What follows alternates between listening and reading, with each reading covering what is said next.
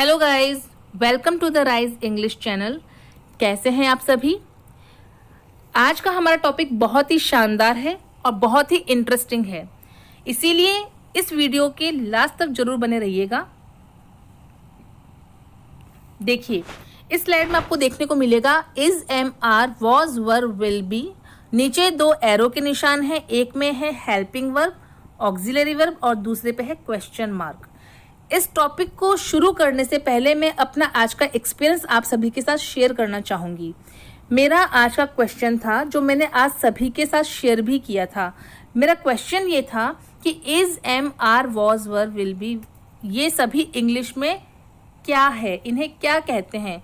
As usual सभी ने जवाब दिया हेल्पिंग वर्ब या ऑक्सिलरी वर्ब, जबकि मेरा क्वेश्चन एक्चुअल में ये था हेल्पिंग वर्ब तो होता है, उसके अलावा इसे क्या कहते हैं। मैंने अपने क्वेश्चन को वापस इम्प्रूव भी किया, उनको दोबारा समझाया भी था मैंने, पर अभी तक मुझे स्टिल सेटिस्फैक्टरी रिस्पॉन्स रिप्लाई नहीं मिला है बिल्कुल।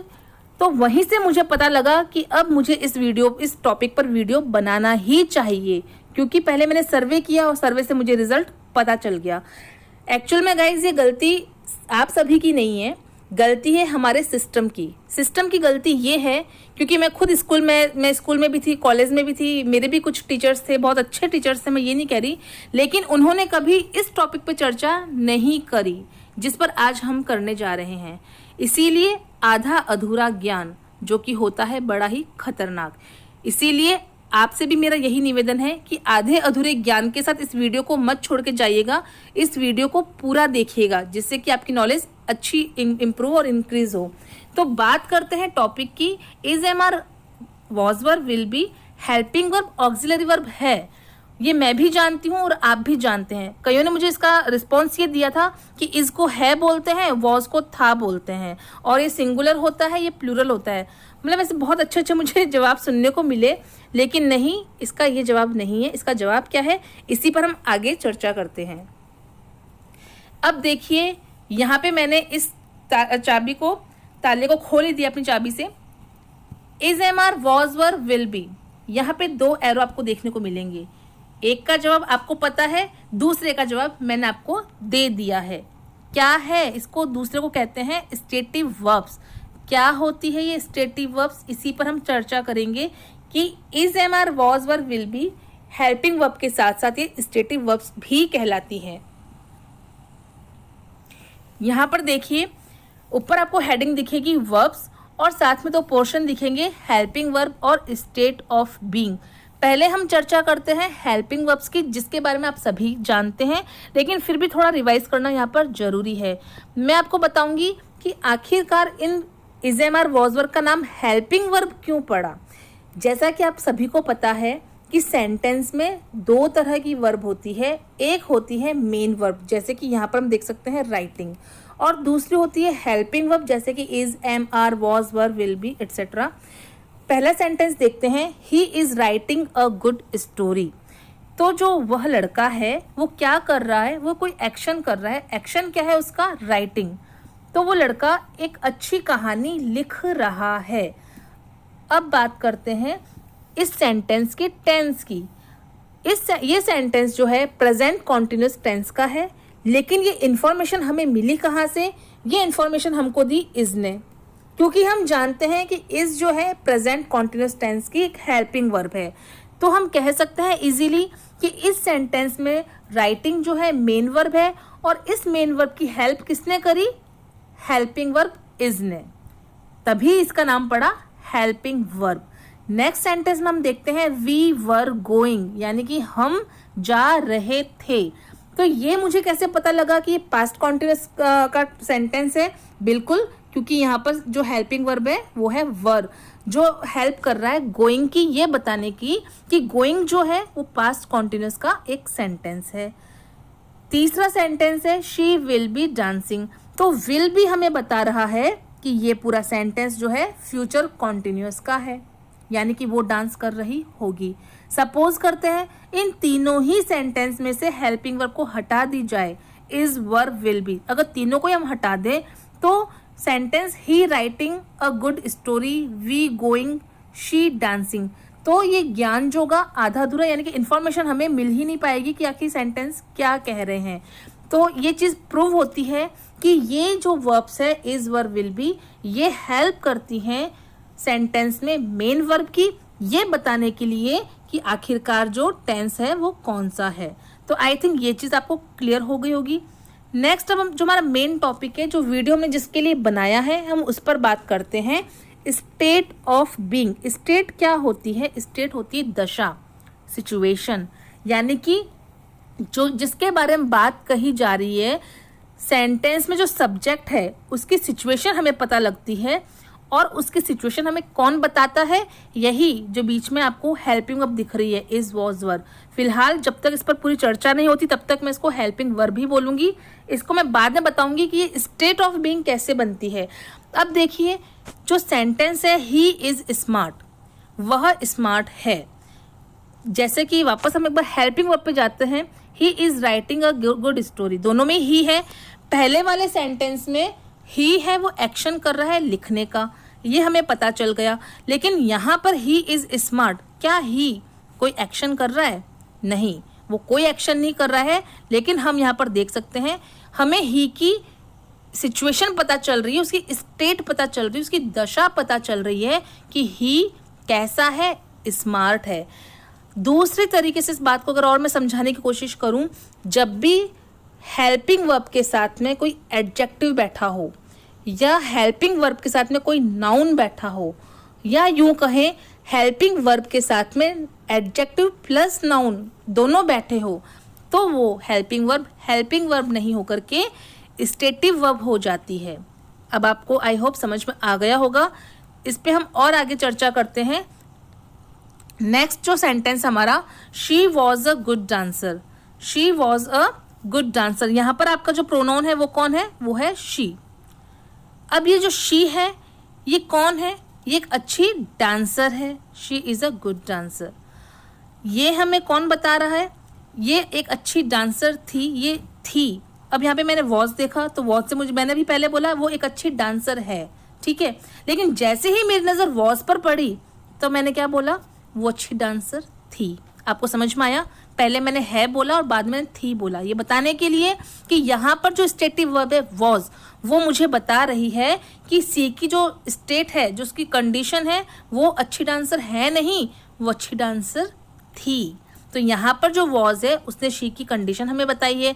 थर्ड सेंटेंस हम देखते हैं, वी वर हैप्पी, हम खुश थे। वी वर हैप्पी, हम खुश थे। तो यहाँ पर जो हम की जो स्टेट है या कंडीशन मुझे कौन बता रहा है? वर। तो इस स्लाइड में आई थिंक आपको बहुत अच्छे समझ में आ गया होगा कि कब is am are was were helping verb होते हैं और कब ये is am are was were will be state of being की कैटेगरी में आ जाते हैं। तो ये तो बात हमने की थी हेल्पिंग वर्ब्स की। अब हम और भी इसमें आगे बढ़ते हैं और देखते हैं आगे इसमें और क्या होता है। देखिए, इस स्लाइड में आपको देखने को मिलेगा, the following verbs are not normally used in the continuous form. ये टॉपिक उसी से मिलता जुलता है, लेकिन यहाँ पर हम अब हेल्पिंग वर्ब की बात नहीं करेंगे। यहाँ हम कुछ एक्शंस की बात करेंगे जो नॉर्मली उसमें ING नहीं लगता है। ये बहुत ही इंपॉर्टेंट टॉपिक है और ये वीडियो में फिर आपको कह रही हूँ, इसको प्लीज़ स्किप नहीं करना। मेरा एक एक शब्द आप बहुत तरीके से सुनिएगा, क्योंकि जो भी कॉम्पिटिटर्स है, स्पेशली जो एग्जाम्स में बैठेंगे, रिट में बैठेंगे या SSC में बैठेंगे, बैंक IAS के किसी भी एग्जाम आप बैठेंगे, वहाँ पर आजकल क्वेश्चन आता है स्पॉट द एरर। वहाँ पर ये टॉपिक बहुत काम का है और बहुत ही इंपॉर्टेंट वीडियो है। तो प्लीज़ गाइज इसको स्किप ना करें, तरीके से ढंग से सुनने की कोशिश करिएगा मैं क्या बताने जा रही हूँ।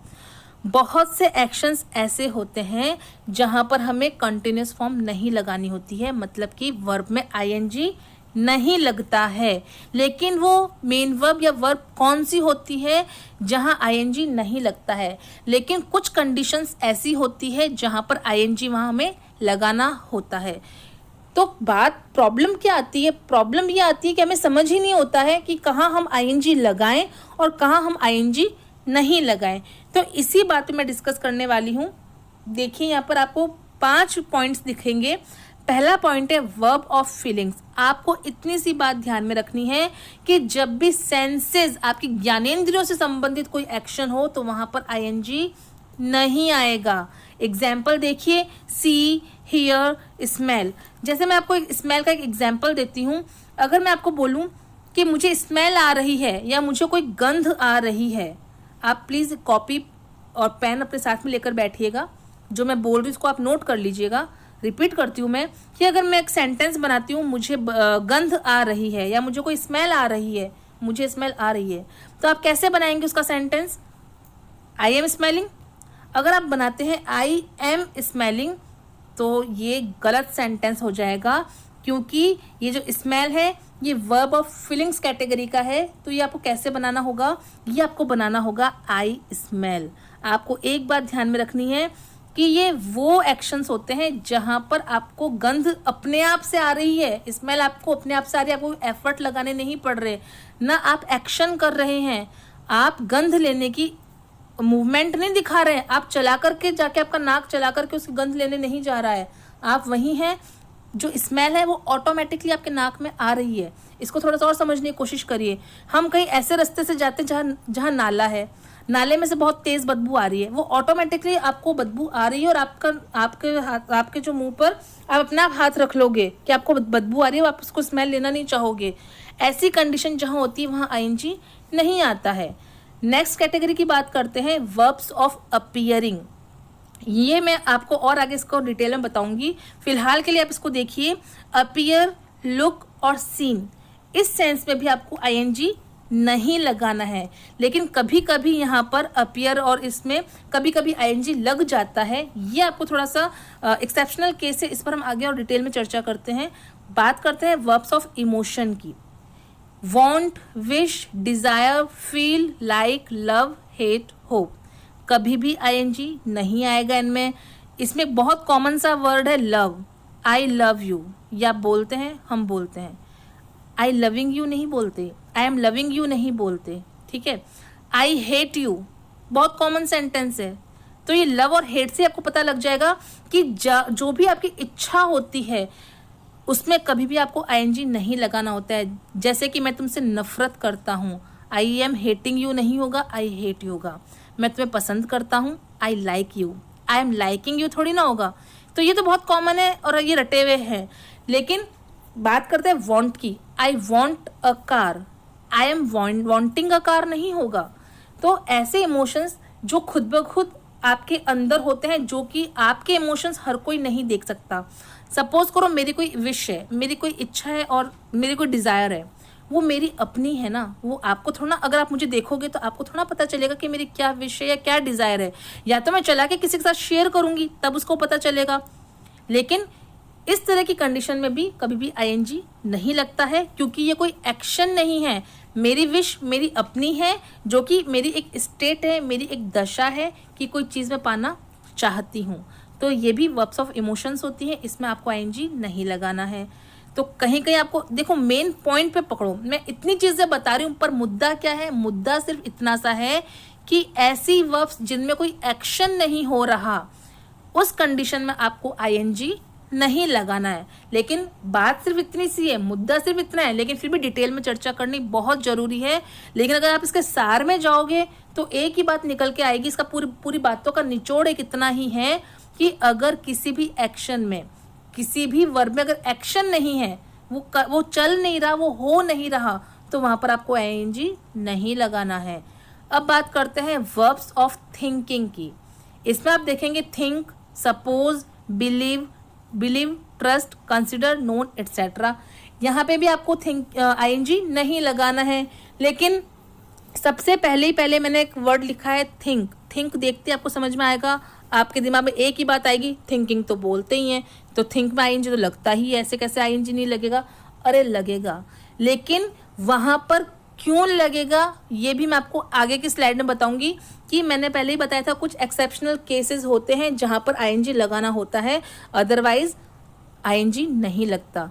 जैसे अगर मैं आपको बोलूँ मुझे लगता है, तो मुझे लगता है मैं आई एम थिंकिंग या आई एम सपोजिंग नहीं बोलूँगी। मैं तुम पर विश्वास करती हूँ, I am believing on you नहीं होता है। या I am trusting on you नहीं होता है, I trust you, I believe, ऐसे बोलते हैं ना अपन, तो ये वही फॉर्म्स हैं। नेक्स्ट बात करते हैं, इसके बारे में मैंने अपने दूसरे वीडियो में मैं भी बताया था, मैंने जहाँ मैंने रूटीन की चर्चा की थी, डेली रूटीन की, वहाँ पे भी मैंने इसके बारे में बताया था, और प्रेजेंट सिंपल टेंस में भी मैंने इसको बताया था। यहाँ मैं आपको दोबारा बता देती हूँ। हैव आजकल कैसे यूज़ किया जाता है, पोजीशन फॉर्म में हैव में आईएनजी नहीं लगता है, जैसे कि own, purchase, belong to, contain etcetera, ऐसे जितने भी वर्ड जहाँ पे पोजीशन शो हो रहा है, जहाँ पे आपका अधिकार शो हो रहा है, वहाँ पर भी आईएनजी नहीं लगेगा। बिलोंगिंग, कंटेनिंग, ओनिंग, ये इस तरह के वर्ड्स जो है ये तब आईएनजी इनमें लगता है जब इनका मीनिंग चेंज हो जाता है या कोई कंडीशन इसमें अप्लाई हो जाती है। अदरवाइज सिंपल पोजीशन में आप इनमें आईएनजी नहीं लगा सकते। अब यहाँ पर देखिए, मैं अपनी इस बात को और थोड़ा सा तरीके से समझाने की कोशिश करूँगी। यहाँ पर आप देखेंगे टेंस, यहाँ पे भी दो पोर्शन है, एक है हेल्पिंग वर्ब और दूसरा है स्टेटिव वर्ब। अब इसको थोड़ा सा बेसिक से हम जानने की कोशिश करते हैं क्या है। जब हम टेंस पढ़ते हैं तो हम हेल्पिंग वर्ब्स पढ़ते हैं, क्या होता है उसमें, present tense, past tense, perfect tense और कॉन्टिन्यूअस टेंस। लेकिन साथ में हम और एक चीज़ क्या पढ़ते हैं, मेन वर्ब। मेन वर्ब क्या होती है, मेन वर्ब ये होती है, प्रेजेंट टेंस में हमेशा वर्ब की फर्स्ट फॉर्म लगती है, पास्ट टेंस में हमेशा सेकंड फॉर्म लगती है, परफेक्ट टेंस में हमेशा क्या लगती है, वर्ब की थर्ड फॉर्म लगती है, और कॉन्टिन्यूअस में क्या लगती है, आईएनजी लगता है, वी प्लस आईएनजी। जैसे अगर मैं एक एग्जाम्पल लेती हूँ थिंक का, तो फर्स्ट फॉर्म क्या होगी उसकी, थिंक, नेक्स्ट क्या होगी, आईएनजी लगाओगे आप, और थर्ड में क्या लगाओगे, परफेक्ट में थॉट, और कॉन्टिन्यूअस में क्या लगाओगे, थिंकिंग। इसी तरीके से स्टेटिव वर्ब में हम बात करते हैं, यहाँ पर भी अगर मैं थिंक उठाऊं तो प्रेजेंट में थिंक रहेगा, पास्ट में थॉट रहेगा, परफेक्ट में भी थॉट रहेगा क्योंकि वर्ब की थर्ड फॉर्म होती है। लेकिन अगर आपका थिंक स्टेटिव वर्ब में है तो वो थिंकिंग नहीं बनेगा, वो थिंक का थिंक ही रहेगा। अगर आपका थिंक टेंस में है तो थिंकिंग बन जाएगा, लेकिन अगर आपका थिंक स्टेटिव वर्ब में है तो वो थिंकिंग नहीं, उसको आपको थिंक ही रखना है। आगे बात करते हैं दूसरी स्लाइड की। जैसा कि मैं आपको पहले बता चुकी हूँ, एक्सेप्शनल केसेस इंग्लिश में ये होता ही होता है, हर जगह आपको अपवाद तो कहीं ना कहीं नजर आएंगे ही आएंगे। पहला है हमारा थिंक, जिसकी बात हम अभी कर ही रहे थे। पहला सेंटेंस देखते हैं, I think that you are a student. मुझे लगता है कि तुम एक स्टूडेंट हो। बिल्कुल मुझे लगता है। अब इसके भाव को समझिए, मुझे यानी कि वो ये कह रहा है कि सामने एक स्टूडेंट खड़ा है, उसको देख के वो बोल रहा है कि मुझे लग रहा है कि तुम एक छात्र हो, या मुझे लगता है कि तुम एक छात्र हो। ठीक है, तो यहाँ पर आई एम थिंकिंग अगर वो बनाते हैं अपन सेंटेंस तो रॉन्ग हो जाएगा। जैसे नीचे देखिए, I am thinking that you are a student, बिल्कुल ये टोटली रॉन्ग हो जाएगा। ये हमें बनाना होगा I think that you are a student. Next, you look happy, what are you thinking about. दूसरा यहाँ पर आप देखिए, ये वाला सेंटेंस करेक्ट क्यों है, जबकि यहाँ पर भी थिंक में आईएनजी लगा हुआ है। जब भी थिंक के साथ में कोई प्रीपोजिशन, जैसे यहाँ अबाउट बैठा हुआ है, अगर अबाउट होगा तो थिंकिंग अबाउट ही आपको लगाना है।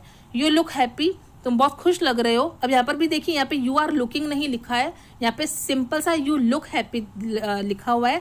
पहले यहाँ पे आगे बताया था मैंने, लुक में आईएनजी नहीं आएगा, जबकि ये भी प्रेजेंट कॉन्टिन्यूस का ही सेंटेंस है। चाहो तो अगर यू आर लुकिंग अगर आप लिखते हो तो सेंटेंस गलत हो जाएगा।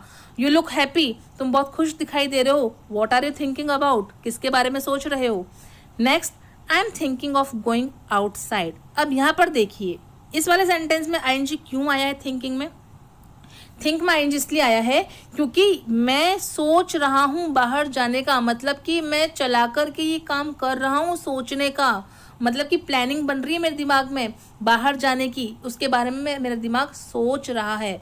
जब वो एक्शन हो रहा है, यानी कि मेरी स्टेट क्या है, अभी मेरी जो कंडीशन क्या है कि मेरा माइंड वर्किंग कर रहा है, थिंकिंग कर रहा है, इसीलिए यहाँ पर थिंक में आईएनजी आया है। लेकिन इस थिंक को अगर मैं इस भाव से बताऊं कि मुझे लगता है, तो मुझे लगता है तो वो थिंक होगा, लेकिन मैं अगर मैं सोच रहा हूं तो वहां पर आपको थिंकिंग यूज करना है।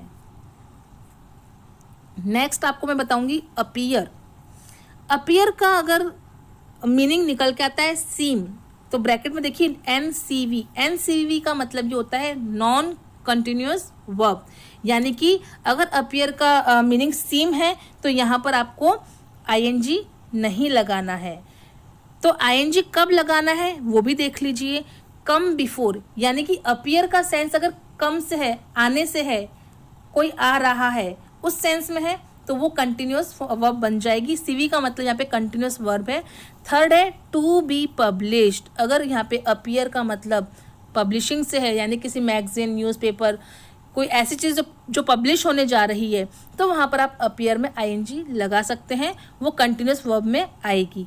एग्जाम्पल से बताती हूँ मैं आपको। पहला एग्जाम्पल है this task appears very difficult, ये काम बहुत ही मुश्किल लगता है। अब देखिए यहाँ पे अपीयर सीम प्रतीत हो रहा है, या लगना के सेंस में हमेशा वर्ब की फर्स्ट फॉर्म ही आएगी, उसमें आईएनजी नहीं आ सकती। नेक्स्ट है my new article is appearing next month, जो मेरा नया आर्टिकल है वो अगले महीने छपने वाला है या छपेगा। तो यहाँ पर मैंने क्या बताया था, कम। आगे देखिए Ram is appearing into the room, अब यहाँ पर जो अपियरिंग है वो कम के सेंस में है कि राम कमरे में आ रहा है। तो अपियरिंग कब होगा, जब पब्लिशिंग की बात होती है या कमिंग की बात होती है।